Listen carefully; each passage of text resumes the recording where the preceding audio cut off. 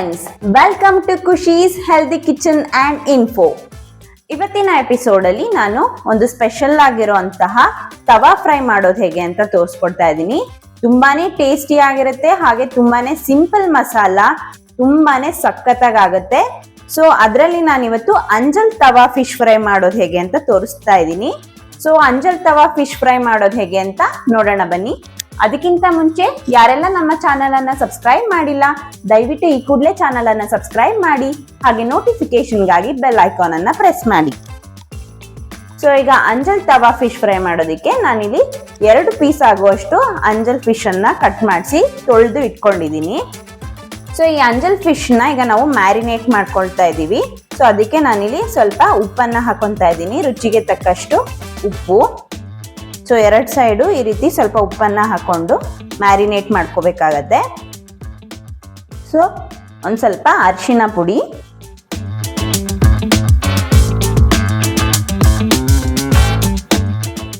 So 2 side ಈ ರೀತಿ ಉಪ್ಪು ಮತ್ತೆ ಅರಿಶಿನ ನೀಟಾಗಿ ಸವರ್ಕೋಬೇಕು.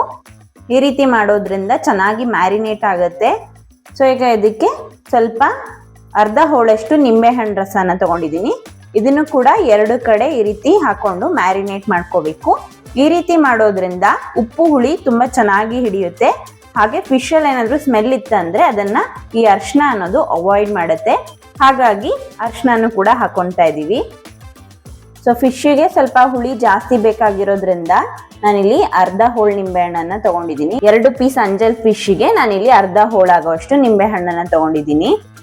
ಸೊ ಈ ರೀತಿ 2 ಬದಿ ನಾವು ಉಪ್ಪು ಹಾಗೆ ಈ ನಿಂಬೆ ರಸನ ನೀಟಾಗಿ ಸವರ್ಕೊಳ್ಳೋಣ. ಸೊ ಈಗ ಇದನ್ನ 10 ನಿಮಿಷ ಮ್ಯಾರಿನೇಟ್ ಆಗೋದಕ್ಕೆ ಬಿಡೋಣ. ಇದು ಮ್ಯಾರಿನೇಟ್ ಆಗೋಷ್ಟರಲ್ಲಿ ಇದಕ್ಕೆ ಮಸಾಲೆಯನ್ನ ತಯಾರು ಮಾಡ್ಕೊಳ್ಳೋಣ. ಮಸಾಲೆ ಏನೇನ್ ಬೇಕಾಗುತ್ತೆ ನೋಡೋಣ ಬನ್ನಿ. ಓಕೆ, ರುಬ್ಬೋದಕ್ಕೆ ಮಸಾಲೆ ಏನೇನ್ ಬೇಕಾಗುತ್ತೆ ನೋಡೋಣ ಬನ್ನಿ.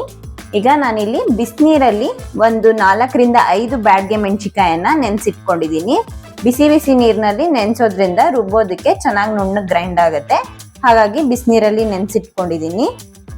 ಇದು ಬ್ಯಾಡ್ಗೆ ಮೆಣಸಿನ್ಕಾಯಿ ಒಂದು ಒಳ್ಳೆ ಕಲರ್ ಅನ್ನ ಕೊಡುತ್ತೆ. ಹಾಗಾಗಿ ಬ್ಯಾಡ್ಗೆ ಮೆಣಸಿನ್ಕಾಯನ್ನ ಯೂಸ್ ಮಾಡಿ ಮಾಡ್ತಾ ಇರೋವಂಥದ್ದು. ಸೊ ನಾವಿಲ್ಲಿ 2 ಅಂಜಲ್ ಫಿಶ್ ಅಂದ್ರೆ 2 ಪೀಸ್ ಅಷ್ಟನ್ನ ತಗೊಂಡಿರೋ ಕ್ವಾಂಟಿಟಿಗೆ ಮಾಡ್ಕೊಳ್ತಾ ಇರೋವಂಥ ಮಸಾಲೆ ಇದು. 1 ಸ್ಪೂನ್ ಮೆಣಸನ್ನ ತಗೊಂಡಿದ್ದೀನಿ, ಕಾಳು ಮೆಣಸು.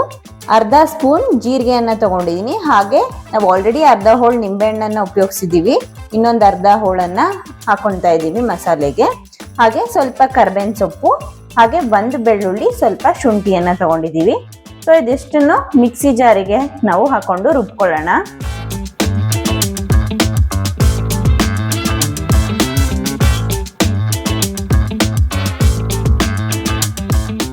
ಹಾಗೆ ಒಂದು ಸ್ವಲ್ಪ ಹುಣಸೆ ಹಣ್ಣನ್ನ ಹಾಕೊತಾ ಇದ್ದೀವಿ. ಸೊ ಫಿಶ್ಶಿಗೆ ಎಷ್ಟು ಹುಳಿ ಹಾಕಿದ್ರೂ ಚೆನ್ನಾಗಿರುತ್ತೆ, ಹೀರ್ಕೊಂಡ್ಬಿಡುತ್ತೆ. ಹಾಗಾಗಿ ಸ್ವಲ್ಪ ಹುಣಸೆ ಹಣ್ಣು ಹಾಗೆ ನಿಂಬೆಹಣ್ಣು ರಸನ ಹಾಕೊಳ್ತಾ ಇದ್ದೀವಿ. ಹಾಗೆ 1 ಸ್ಪೂನ್ ಧನಿಯಾ ಪೌಡರ್ ಅನ್ನ ಹಾಕೊತಾ ಇದ್ದೀನಿ. ನಿಮ್ಮಲ್ಲಿ ಕಾಳು ಧನಿಯಾ ಇತ್ತಂದ್ರೆ ಅದನ್ನ ಸಹ ಬಳಸ್ಕೋಬಹುದು. ಇಲ್ಲ ಅಂದವರು ಈ ರೀತಿ ಧನಿಯಾ ಪೌಡರ್ ಅನ್ನೇ ಹಾಕೋಬಹುದು. ಹಾಗೆ ಮಸಾಲೆಗೆ ಬೇಕಾಗಿರೋ ಅಷ್ಟು ಉಪ್ಪನ್ನ ಸೇರಿಸ್ಕೊಳ್ಳೋಣ.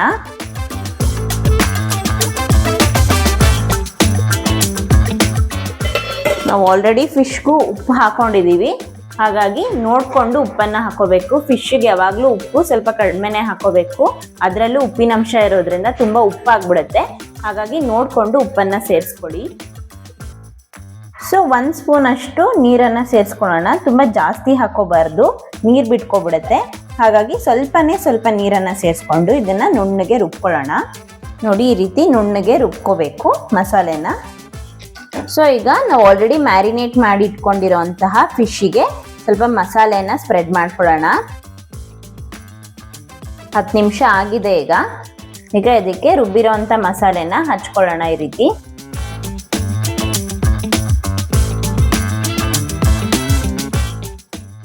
ಸೊ ಈ ರೀತಿ ನೀಟಾಗಿ ಸ್ಪ್ರೆಡ್ ಮಾಡ್ಕೋಬೇಕು ಮಸಾಲೆನ. ಸೊ ಇದನ್ನ ಉಲ್ಟಾ ತಿರುಗಿಸಿ ಮತ್ತೆ ಇನ್ನೊಂದು ಸೈಡಲ್ಲೂ ಕೂಡ ಇದೇ ರೀತಿ ಮಸಾಲೆನ ಸ್ಪ್ರೆಡ್ ಮಾಡ್ಕೋಬೇಕು. ನಾನಿಲ್ಲಿ ಎಲ್ಲ ಮಸಾಲೆನೂ ಈಗಲೇ ಹಚ್ಕೊತಾ ಇಲ್ಲ, ಸ್ವಲ್ಪ ಮಸಾಲೆಯನ್ನ ಮಾತ್ರ ನಾನು ಫಿಶ್ಶಿಗೆ ಹಚ್ಕೊತಾ ಇದ್ದೀನಿ.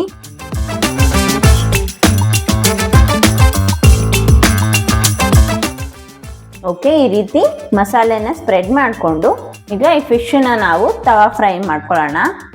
ಈಗ ನಾನಿಲ್ಲಿ ಒಂದು ಪ್ಯಾನ್ ಅನ್ನ ಬಿಸಿ ಮಾಡೋದಕ್ಕೆ ಇಟ್ಕೊಂಡಿದ್ದೀನಿ. ನಿಮ್ಗೆ ತವಾನಲ್ಲಿ ಕಂಫರ್ಟಬಲ್ ಇದ್ರೆ ತವಾನಲ್ಲೂ ಕೂಡ ಫ್ರೈ ಮಾಡ್ಕೋಬಹುದು. ಈಗ ತವಾ ಕಾದಿದೆ, ಸ್ವಲ್ಪ ಎಣ್ಣೆನ ಸ್ಪ್ರೆಡ್ ಮಾಡ್ಕೊಳ್ಳೋಣ. 4 ಟೇಬಲ್ ಸ್ಪೂನ್ ಆಗುವಷ್ಟು ಅಡುಗೆ ಎಣ್ಣೆ. ಕೊಬ್ಬರಿ ಎಣ್ಣೆ ಇಷ್ಟಪಡೋರು ಕೊಬ್ಬರಿ ಎಣ್ಣೆನೂ ಕೂಡ ಬಳಸ್ಕೊಂಡು ಫಿಶ್ನ ಫ್ರೈ ಮಾಡ್ಕೋಬಹುದು. ನಾನಿಲ್ಲಿ ಸನ್ಫ್ಲವರ್ ಆಯಿಲ್ ಅನ್ನ ಉಪಯೋಗಿಸ್ತಾ ಇದ್ದೀನಿ, ಅಡುಗೆ ಎಣ್ಣೆ. ಸೊ ಈ ರೀತಿ ನೀಟಾಗಿ ಎಣ್ಣೆನ ಸ್ಪ್ರೆಡ್ ಮಾಡ್ಕೊಳ್ಳೋಣ. ಈಗ ಸ್ವಲ್ಪ ಕರ್ಬೇವಿನ ಸೊಪ್ಪನ್ನು ಹಾಕೊಳ್ಳೋಣ. ಕರ್ಬೇವಿನ ಸೊಪ್ಪು ಹಾಕೊಳ್ಳೋದ್ರಿಂದ ಫ್ಲೇವರ್ ತುಂಬಾನೇ ಚೆನ್ನಾಗಿರುತ್ತೆ, ಘಮ ಘಮ ಅಂತ. ಈಗ ಮ್ಯಾರಿನೇಟ್ ಮಾಡಿಟ್ಕೊಂಡಿರೋಂತಹ ಫಿಶ್ ಅನ್ನ ಪ್ಯಾನ್ ಒಳಗಡೆ ಹಾಕೊತಾ ಇದ್ದೀನಿ.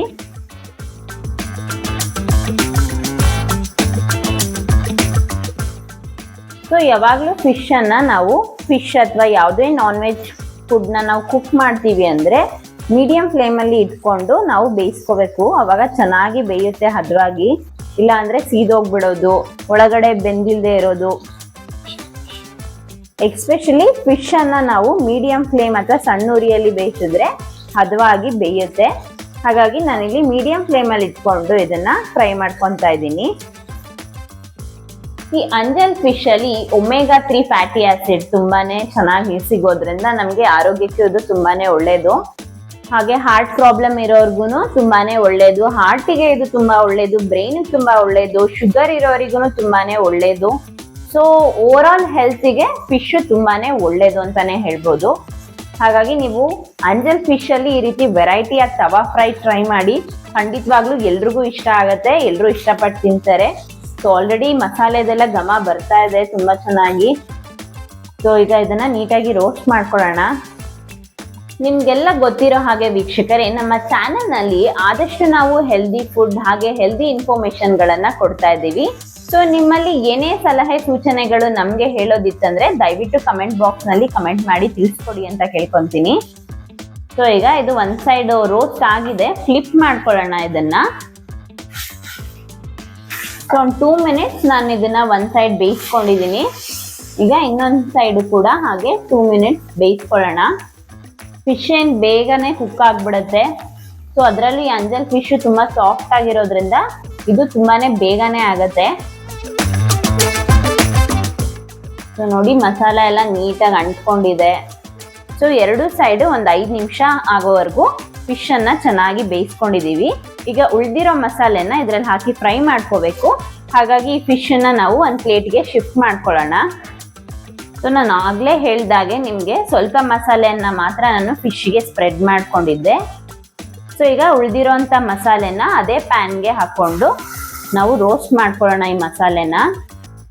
ಈ ರೀತಿ ಮಾಡೋದ್ರಿಂದ ಫಿಶ್ಗೆ ತುಂಬಾ ಚೆನ್ನಾಗಿ ಮಸಾಲೆ ಹಿಡಿಯುತ್ತೆ. ಹಾಗೆ ಅದರಲ್ಲಿ ಇರೋಂತಹ ಟೇಸ್ಟ್ ಫ್ಲೇವರು ಎನ್ಹಾನ್ಸ್ ಆಗುತ್ತೆ ಈ ಮಸಾಲೆನ ಫ್ರೈ ಮಾಡೋದ್ರಿಂದ. ಸೊ ಒಂದು ಡಿಫ್ರೆಂಟ್ ಟೇಸ್ಟೇ ಕೊಡುತ್ತೆ ನಿಮ್ಗೆ. ನೀವು ಕೂಡ ಟ್ರೈ ಮಾಡಿ, ಆ ಡಿಫ್ರೆನ್ಸ್ ಫೀಲ್ ನಿಮ್ಗೆ ಗೊತ್ತಾಗುತ್ತೆ. ತುಂಬಾನೇ ಚೆನ್ನಾಗಿರುತ್ತೆ ಈ ರೀತಿ ಮಸಾಲೆ ಮಾಡ್ಕೊಂಡು ತವಾ ಫ್ರೈ ಮಾಡ್ಕೊಂಡು ತಿನ್ನೋದ್ರಿಂದ. ಸೊ ಈಗ ಇದನ್ನ ಈ ಮಸಾಲೆನ ಚೆನ್ನಾಗಿ ರೋಸ್ಟ್ ಮಾಡ್ಕೊಳ್ಳೋಣ. ಸೊ ಈ ಮಸಾಲೆ ಚೆನ್ನಾಗಿ ಫ್ರೈ ಆದ್ರೆ ಡಾರ್ಕ್ ಕಲರ್ ಬರುತ್ತೆ. ಆ ಬ್ಯಾಡ್ಗೆ ಮೆಣಸಿನ್ಕಾಯಿ ಏನು ಉಪಯೋಗಿಸಿದೀವಿ ಒಳ್ಳೆ ಕಲರ್ ಕೊಡುತ್ತೆ. ಮಸಾಲೆ ಫ್ರೈ ಮಾಡ್ತಾ ಇದ್ರೆ ತುಂಬಾನೇ ಚೆನ್ನಾಗಿ ಘಮ ಬರ್ತಾ ಇದೆ ಮಸಾಲೆದು. ಸೊ ನೋಡಿ ಕಲರ್ ಆಲ್ರೆಡಿ ಚೇಂಜ್ ಆಗ್ತಾ ಇದೆ.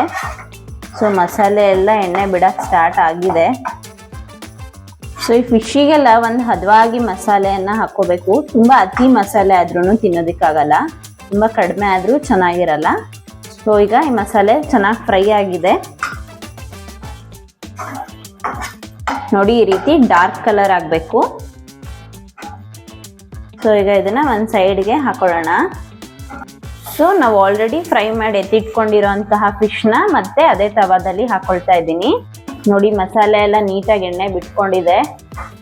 ಸೊ ಈ ಮಸಾಲೆನ ಆ ಫಿಶ್ ಮೇಲೆ ಈ ರೀತಿ ಸ್ಪ್ರೆಡ್ ಮಾಡ್ಕೊಳ್ಳೋಣ, ಫ್ರೈ ಮಾಡಿರೋಂತಹ ಮಸಾಲೆನ. ಸೊ ಈಗ ಇದೇ ಸೇಮ್ ಪ್ರೊಸೀಜರ್ನ ಮತ್ತೆ ನಾವು 2 ನಿಮಿಷ ಈಗ ಮಸಾಲೆನ ಹಚ್ಚಿ ಇನ್ನೊಂದು 2 ನಿಮಿಷ ಫಿಶ್ನ ಚೆನ್ನಾಗಿ ರೋಸ್ಟ್ ಮಾಡ್ಕೊಳ್ಳೋಣ. ಇದೇ ರೀತಿ ಈ ಹುರಿದಿಟ್ಕೊಂಡಿರೋಂತಹ ಮಸಾಲೆ ಕೂಡ ಅದಕ್ಕೆ ಚೆನ್ನಾಗಿ ಹಿಡಿಬೇಕು. ಹಾಗಾಗಿ ಮತ್ತೆ ಇದನ್ನ ಒಂದ್ 2-3 ನಿಮಿಷ ಒಂದೊಂದ್ ಸೈಡ್ ಬೇಯಿಸ್ಕೊಳ್ಳೋಣ. ಅಷ್ಟರಲ್ಲಿ ಫಿಶ್ ಬೆಂದ್ಬಿಡುತ್ತೆ. ಸೊ ಈಗ ಒಂದ್ ಸೈಡ್ ರೋಸ್ಟ್ ಆಗಿದೆ. ಇದೇ ಮೆಥಡ್ ಅನ್ನ ಇನ್ನೊಂದ್ ಸೈಡ್ ಕೂಡ ಮಾಡ್ಕೊಳ್ಳೋಣ. ಇದೇ ರೀತಿ ಇನ್ನೊಂದ್ ಸೈಡ್ ಕೂಡ ರೋಸ್ಟ್ ಮಾಡ್ಕೊಳ್ಳೋಣ. ಸೊ ಉಳ್ದಿರೋಂಥ ಮಸಾಲೆನ ಈ ಸೈಡ್ಗೂ ಕೂಡ ಸ್ಪ್ರೆಡ್ ಮಾಡ್ಕೊಳ್ಳೋಣ.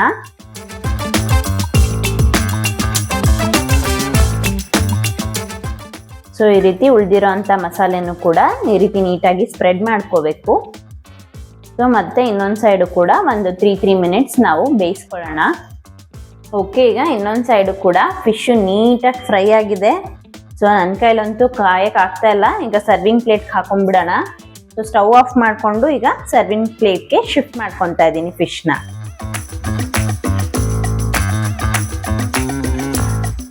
ವಾವ್, ನೋಡಿದ್ರಲ್ವಾ ವೀಕ್ಷಕರೇ, ಎಷ್ಟು ಸಿಂಪಲ್ ಆಗಿ ಕ್ವಿಕ್ ಆಗಿ ಅಂಜಲ್ ತವಾ ಫಿಶ್ ರೆಡಿ ಆಯ್ತು ಅಂತ.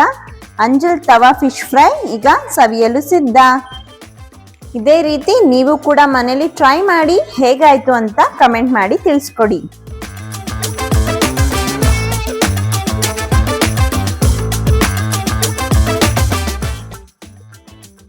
ಇದೇ ರೀತಿ ಮತ್ತಷ್ಟು ಹೆಲ್ದಿ ಫುಡ್ ಹಾಗೂ ಹೆಲ್ದಿ ಇನ್ಫಾರ್ಮೇಶನ್ಗಾಗಿ ನಮ್ಮ ಚಾನೆಲ್ ಅನ್ನ ತಪ್ಪದೆ ಈ ಕೂಡಲೇ ಸಬ್ಸ್ಕ್ರೈಬ್ ಮಾಡಿ.